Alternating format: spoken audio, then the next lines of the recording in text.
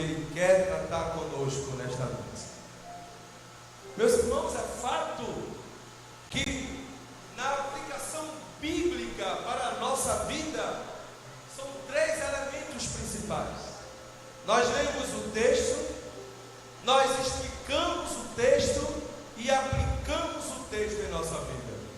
Quando nós olhamos para as epístolas de Pedro, nós vemos na primeira Pedro, nós vemos Pedro escrevendo para os irmãos que estavam na Ásia Menor. E ele, por estar escrevendo para os irmãos que estavam dispersos, os estrangeiros, e provavelmente, como dizem muitos comentaristas, irmãos que estavam reunidos, que foram alcançados o Evangelho de Jesus, conforme nós vemos no livro de Atos. E ele escreve as orientações, dando as orientações devido às tristezas, às perseguições, às dúvidas que surgiram, e tudo isso para que aqueles irmãos eles fortalecessem na fé. É nesta primeira carta de Pedro que nós vemos, amados, nós vemos as orientações que ele dá no contexto de casamento, de servos, de Senhor, a respeito da santidade. Nós vemos, irmãos, que além disso, nós vemos que o apóstolo Pedro, ele trata sobre os deveres dos servos cristãos e os deveres dos casados, como nós citamos. Mas quando nós chegamos na segunda Pedro, nós vemos que agora Pedro, ele trata para aqueles que eles estavam escrevendo, devido às circunstâncias do surgimento de falsos profetas no meio da igreja. E Pedro, ele vai tratando, ele vai orientando para que aqueles irmãos eles permanecessem unidos e firmados na palavra de Deus. Nós olhamos, irmãos, que em meio às circunstâncias e o passado tempo não mudou.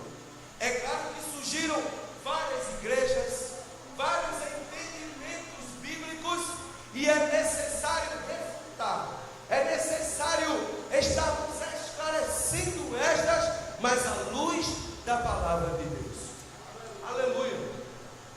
Quando nós olhamos aqui, irmãos, e vemos, é fato que uma síntese rápida nesta epístola de Pedro, onde a direção desta união da adolescente escolheu um tema, nós vemos que Pedro, ele trata, ele vai firmemente para combater os falsos profetas, ensinando para aqueles irmãos eles permanecessem com a sua fé imaculada, no sentido de se mancha, com o olhar voltados para o céu, com a certeza em seu coração, para que não viessem a olhar nem para a direita e nem para a esquerda, mas que seguissem firme rumo ao céu.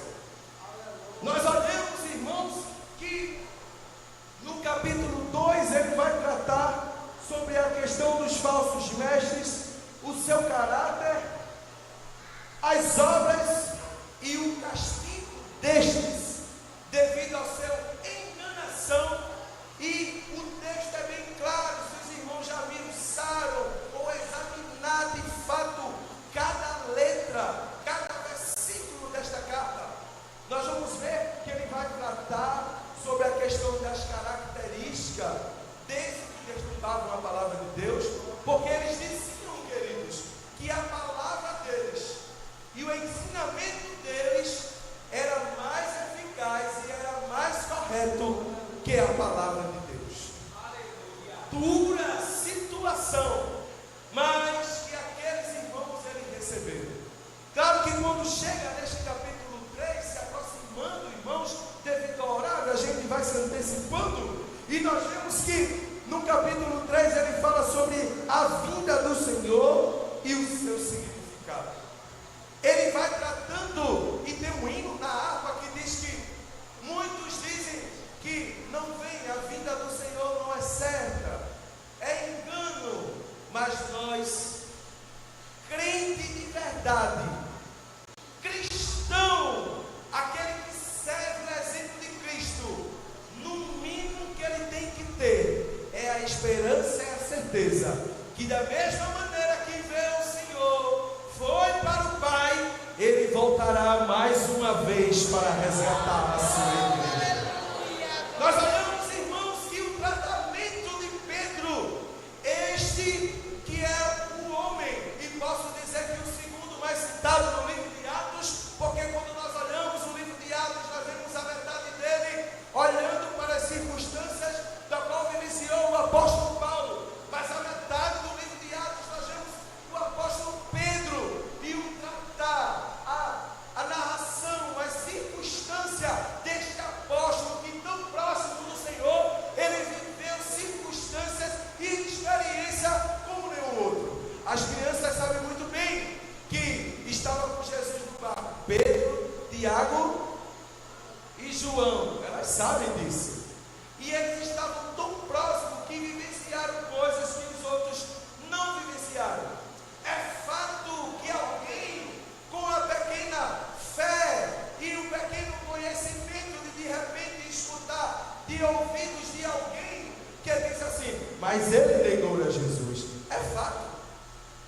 E me traz a memória quando Jesus, ele chega para Pedro naquele momento que ele diz assim, tu me amas, Pedro? E por uma, por duas, por 3 vezes pergunta, e eu digo, mas Jesus, eu examinando as escrituras, lendo, tendo aquele tempo para crescer na graça e no conhecimento, eu observar e dizer assim, mas Senhor, não bastava só uma vez ou 2, mas 3. Mas o interessante, nós sabemos o final disso. Depois ele negou, o galo cantou, passou o tempo, o Senhor deitou a sepultura, levantou ao 3º dia, estava Pedro voltando para, agora, voltando a pescar os peixes, e ele estava desconsolado, quem sabe apreensivo com os seus pensamentos, quem sabe a sua mente batendo e acusando, que coisa fizeste? Mas quando nós olhamos, irmãos, aleluia, quando nós olhamos lá em Coríntios, Paulo tratando no capítulo 12, e quando ele começa a dizer que, e para que ele não exaltasse pelas excelências das revelações, foi-me dado um espinho na carne, a saber, o mensageiro de Satanás para me esbofetear, a fim de não me exaltar. Acerca do qual 3 vezes orei ao Senhor, para que se desviasse de mim, e disse-me, a minha graça te basta, porque o meu poder se aperfeiçoa na fraqueza. De boa vontade, pois, me gloriarei nas minhas fraquezas, para que em mim habite o poder de Cristo, pelo que sinto prazer nas fraquezas, nas injúrias, nas necessidades, nas perseguições, nas angústias, por amor de Cristo, porque quando estou fraco, então sou forte. Talvez você não entendeu o que Deus quer tratar conosco ainda, mas você vai entender. E imagina Pedro, irmãos, que negou a Jesus 3 vezes, e depois quando o Senhor vai lá e diz, Pedro, tu estás aí cuidando de peixe, tu estás aí pescando peixe, mas eu quero tu aqui pescando homens. E Pedro talvez disse assim, mas logo eu, Senhor, eu te neguei 3 vezes. E como o Senhor tratasse com Pedro e trata conosco nesta noite, aleluia. Talvez você pode dizer assim, mas hoje, irmão Ernesto, eu já pequei com Deus. Eu disse que não era para dizer, eu falei o que não era para falar, talvez eu vi até o que não era para ver, mas Deus diz nessa noite, que o meu poder se aperfeiçoa. Talvez você diga, mas as minhas circunstâncias, tudo aquilo que fiz e que vi, não tem comparação com se me negar. Mas quando Pedro, irmãos,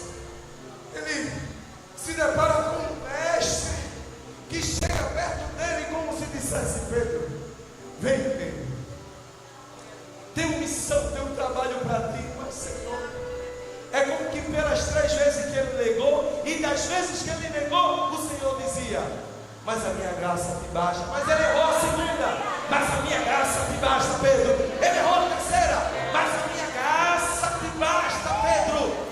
E ele diz nesta noite a gente que a graça dele, ela basta em nossa vida, porque não importa o que pensamos, o que muitas das vezes até mesmo erramos tentando acertar, mas ele conhece o meio do seu coração e diz nesta noite: a minha graça te basta. Aleluia. Uma palavra às vezes até dura, mas quando eu paro para refletir nas minhas ações e meditando esta semana, dizendo: Senhor, o Senhor sabe, eu não sou animador, eu não sou de querer estar pregando aquilo que penso que a igreja quer, mas eu digo: Senhor, eis-me aqui para fazer o teu querer. E neste meditar, e nesta reflexão, e neste examinar, irmãinha, das Escrituras, eu comecei a enxergar faltas em mim que me fizeram chorar. Eu dizia: Senhor, mas eu tenho tentado acertar, Senhor. E quando eu vejo, eu já disse aquilo que não era para dizer. E se nós não tivermos cuidados, irmãos, eu digo isso com toda singela, com toda a simplicidade do meu coração, sem vergonha e sem medo, porque nós sabemos que hoje nós somos pecadores remidos pelo sangue de Jesus. Mas imagine você atravessar um rio, quem teve essa experiência, com as pedras cheias de lodo, e você segue com aquela preocupação para não cair. Com cuidado, bota a mão, segura, e se porventura você vier a cair, tranquilize o seu coração, porque o Senhor que sabe o oculto, que esquadrinha pensamentos, que conhece o coração, o entendimento muito além da mente humana, Ele sabe quando você quer acertar. Mas tem fugido do tema, irmãos.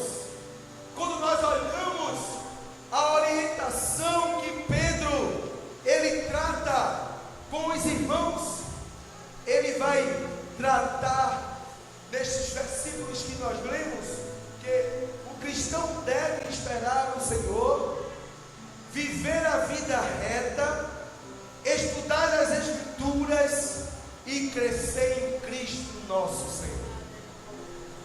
E quando ele vai dizer para que antes crescêssemos, ou que cresçamos na graça e no conhecimento, nós sabemos que o conhecimento faz parte da trajetória da vida do crente. É por isso que Paulo ele vai tratar com os irmãos em Coríntios e dizendo: eu tenho vos alimentado com leite, porque vocês ainda não suportam. É como se dissesse: vocês ainda não suportam comer um cuscuz com feijão preto, e eu tenho que estar alimentando vocês com leite que ainda vocês não conseguem suportar. Ele vai tratando, ele vai esmiuçando, ele vai ensinando, e este conhecimento, irmãos, é baseado no conhecimento em seguir, como disse o profeta Oséias. Quando nós conhecemos o Senhor e seguimos em conhecê-lo, ele virá como chuva, e vem como chuva serôdia que passa para torrencial, e quando você vai ver, você está envolvido nas águas do Espírito. A graça, irmãos, estamos apontando, vou finalizar, quando nós olhamos para a graça que é o favor imerecido, eu e você, nós que devíamos estar pendurados na cruz do Calvário, mas por amor a mim e a você, que tenta acertar e erra, eu sei que Deus está tratando conosco nesta noite. Ele trata comigo nesta noite, e eu consigo visualizar as áreas da minha vida que eu necessito acertar, porque o desejo do nosso Deus é que nenhum de nós se percamos, mas que sigamos eis o que essa igreja faz com esses adolescentes. A direção, os obreiros, o presbítero, o ministério da igreja, a igreja, as tias, irmã Patrícia está aqui. Aí, quando nós vemos as crianças que começam já ali a pautar aquelas carrapichos que aparecem, começa a tratar, e daqui a pouco encaminha, chega na união de adolescentes, já não é mais, a igreja me entenda, já não é mais aquele leite de peito, aquele que está recém-nascido, e sim já começa com um pouquinho de papinha, com uma mudançazinha, para que eles possam suportar e ter mais força para seguir nesse mundo vil, porque não tem sido fácil. O nosso supervisor, ele disse, não tem sido fácil viver uma vida de crente, viver uma vida pura de santidade, onde nós estamos neste século, irmãos, que está uma verdadeira Sodoma e Gomorra. Não é fácil, mas com a graça de Deus, com a seu favor imerecido, irmãos, com o incentivo que os pais estão dizendo. E eu lembro de um adolescente naquela época, irmã Jás, que ele dizia, eu não vou, mas a mãe dele, eu estou tentando achar ela aqui, eu não vi, não sei se congrega aqui ainda, e ela dizia, ele disse que não vai, mas eu já disse a ele vai. E eu tive o prazer, irmãos, de estar lá, meu presbítero, na congregação em Asa Branca, e daqui a pouco chega aquele jovem com a Bíblia na mão, com a sua noiva, e eu disse, amor, olha quem está aqui, quem parecia dar tudo errado para não dar certo, a graça alcançou. Irmãos, por mais que nós olhemos para os nossos filhos, para esta mocidade, para alguns que de repente vocês veem, na igreja está ali sentado, mas de repente está ali com a dificuldade, eu convoco a ajuda de vocês. Não julguem. Cadê as dirigentes de círculo de oração? Eu sou fruto do trabalho de círculo de oração. Adolescente desviado, distante de Deus, praticando as atrocidades dessa vida, e quando o Senhor teve encontro comigo pela segunda vez, ele disse, irmã minha, quantas têm orado por ti que tu nem conheces? Seja a sombra do seu filho, seja a sombra daquele adolescente que você viu fazendo umas atrocidades essa semana. Peça ajuda da igreja, chegue para dirigir, eu tenho ali atrás também, chegue para dirigir de círculo de oração. Eu não sei o que é que eu faço mais, irmãzinha, mas eu lembro quando aquela serva do Senhor disse a mim, eu troncho, estava numa vida de impureza, e disse assim, quantas têm orado por ti que tu não conheces? E eu disse, eu quero saber quem é essa. E eu só sei que daqui a pouco, para simplificar, o horário já manda parar, era o círculo de oração em Itabaruca. E eu fui lá agradecer, porque uma pessoa colocou o meu nome no caderno de círculo de oração. Você talvez diga assim, mas o meu filho, olha, irmão, o senhor não conhece. Eu não conheço, quem conhece melhor do que eu e você é Deus. Mas coloque o seu filho no joelho. Aquilo que você não pode fazer, Deus, ele faz. Mas eu chego na porta do quarto dele e eu digo, não pense duas vezes não. Deus te abençoe, meu filho. Deus te abençoe, meu sobrinho. Deus te abençoe, filho. Que seja por esse coração. Mas quando nós olhamos a palavra, lá no capítulo 3 de Tiago, vai dizer que a nossa língua, ela serve para abençoar e amaldiçoar. Você tem abençoado ou você tem amaldiçoado aquele adolescente? Você tem abençoado ou tem amaldiçoado aquele filho que hoje está distante? A partir de hoje, além de crescer na graça e no conhecimento, você vai fazer sombra na vida de alguém. Você, a partir de hoje, meus irmãos, igreja aqui em Primavera, eu quero fazer um propósito com vocês.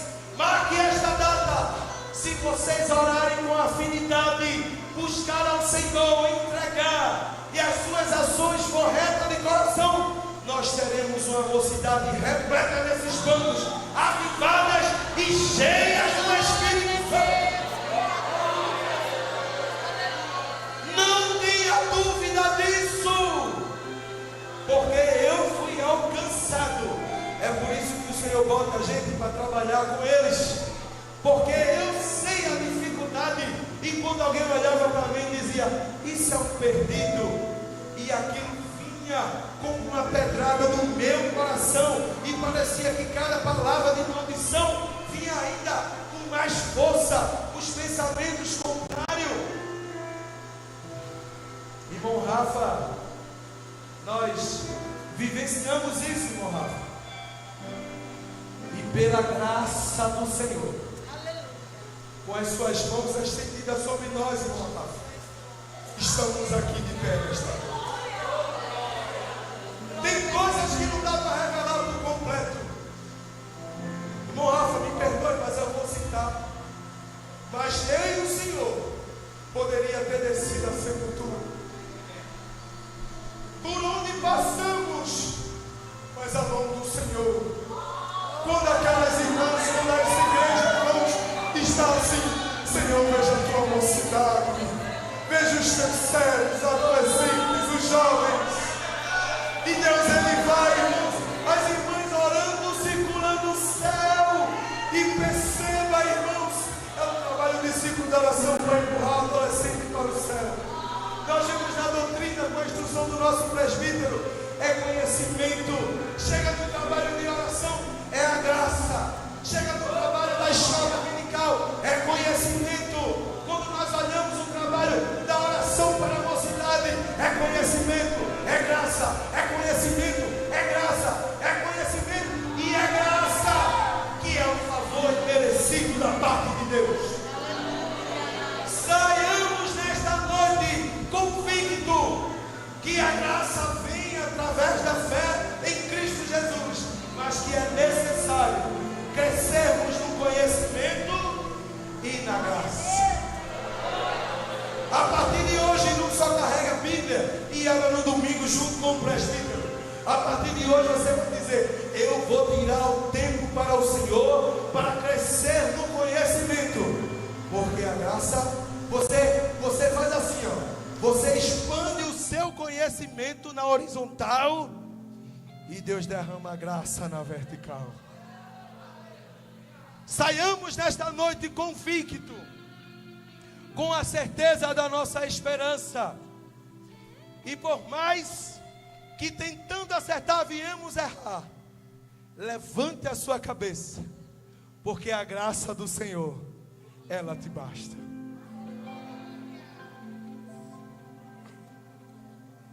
Reconheço, Senhor, que sou falho, tentando acertar quantas vezes falhei.